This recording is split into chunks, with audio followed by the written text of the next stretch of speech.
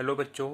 तो आज की हम क्लास में सीखेंगे कि जो आपकी वर्कशीट नंबर 3 है, गणित का सब्जेक्ट है आपका, और क्लास ये 8 है। यहाँ पे अपना नाम लिखोगे, यहाँ पे शिक्षा अध्यापक का नाम लिखोगे। 13/4/2021 की है ये, ठीक है। तो इसमें ऋणात्मक परिमेय संख्याओं के बारे में बात की गई है, ठीक है। मतलब नेगेटिव रैशनल नंबर, मैं इंग्लिश में भी बताऊंगा, हिंदी में भी बताऊंगा। मतलब नेगेटिव रैशनल नंबर की बात की गई है। अब देखो, एक कथन देखो, इसमें क्या बोला गया है। ईशा ने बैंक से 1500 रुपये निकलवाए। अगर हम कोई भी चीज़ निकलवाते हैं या कोई भी चीज़, अगर कोई किसी भी चीज़ की वैल्यू घटती है तो हम क्या लगाते हैं, वहाँ पे माइनस का निशान लगाते हैं, घटा का निशान लगाते हैं, ठीक है।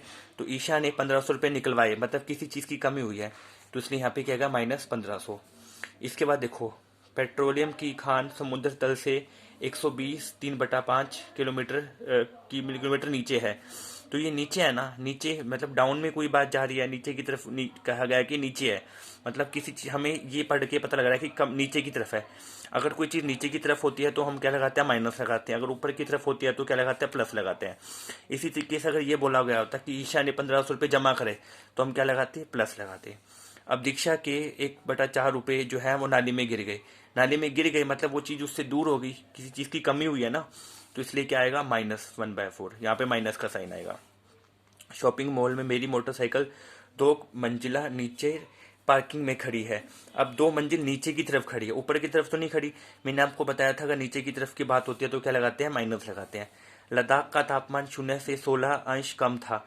तो 16 अंश कम था ना, तो इसमें भी डाउन नीचे की तरफ की बात हो रही है कि कम था। जब भी कम वाली बात होती है तो हम क्या लगाते हैं, माइनस लगाते हैं। तो आई होप ये चीज़ आपको पता लगी होगी कि माइनस क्यों आया। अब आगे देखते हैं। उपरोक्त उदाहरण अनुसार परिमेय संख्या पूर्ण या भिन्नात्मक की धनात्मक तथा ऋणात्मक भी हो जाती हैं।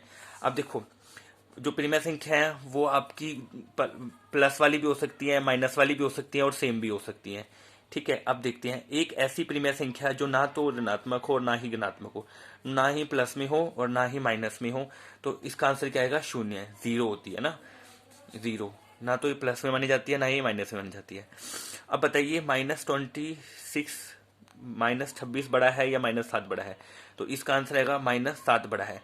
इसमें बहुत अच्छे एग्जाम्पल से समझाया गया है। 2 परिस्थितियां हैं। एक परिस्थिति में चिंटू को 26 रुपये का नुकसान हुआ है, और एक परिस्थिति में पिंटू को 7 रुपये का नुकसान हुआ है। तो किसको ज़्यादा नुकसान हुआ है, चिंटू को ज़्यादा नुकसान हुआ है या पिंटू को ज़्यादा?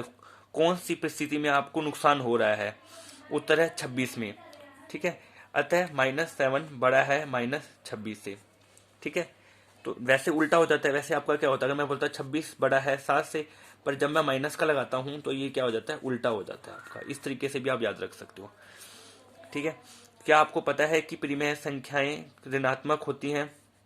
जी हाँ, जब अंश और हर में विपरीत चिन्ह हो, मतलब प्लस या माइनस। इसमें ये चीज बोला गया है, ऋणात्मक तब होते हैं जब ऊपर नीचे, मतलब इंग्लिश में बोलूंगा तो न्यूमिनेटर डिनोमिनेटर में साइन अलग अलग हो।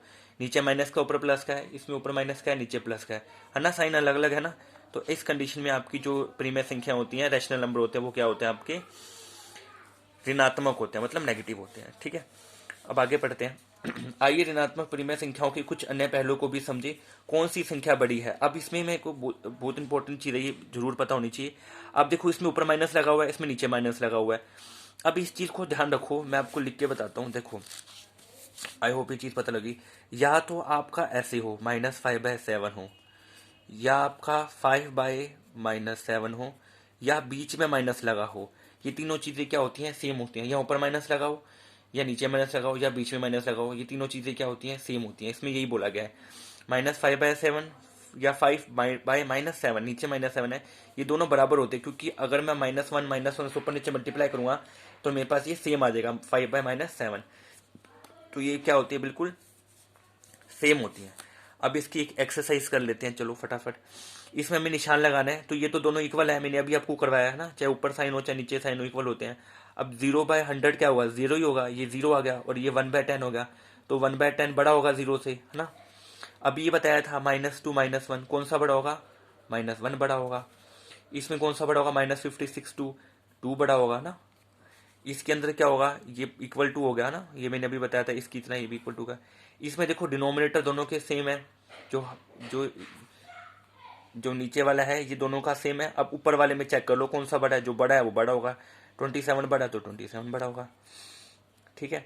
इसके अंदर 21,838, इसके अंदर भी नीचे वाला सेम है, तो 21 और 3 में से कौन सा बड़ा है? 21 बड़ा है, तो 21 बड़ा होगा। इसमें से देखो 4 है, यहाँ 4 है, 25 है, ये 3 है, तो नीचे 4 तो सेम है, 25 बड़ा है, तो ये 25 होगा। ठीक है, आई होप ये चीज़ क्लियर हो गई होगी।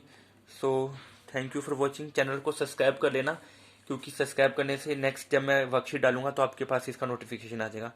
Thank you for watching, thank you.